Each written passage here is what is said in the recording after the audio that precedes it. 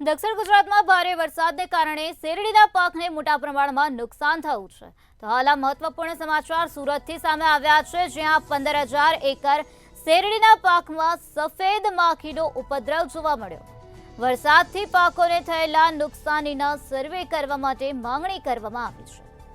ખેડૂત આગેવાન જયેશ દેલાડની માંગણી કરવામાં આવી છે। રાજ્યના કૃષિ મંત્રીને અપીલ કરવામાં આવી છે। ભારે વરસાદને લીધે દક્ષિણ ગુજરાતમાં ભારે નુકસાન થયું છે।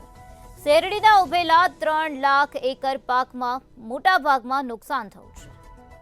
આ વર્ષે સતત વરસાદ સમગ્ર ગુજરાતમાં આવ્યો છે। જૂન મહિનામાં શરૂઆત થયેલો વરસાદ હજુ લગભગ ઓગસ્ટમાં પણ સતત વરસાદ થઈ રહ્યો છે, અને ખાસ કરીને દક્ષિણ ગુજરાતની વાત કરીએ તો સતત 60 દિવસથી વરસાદ થઈ રહ્યો છે।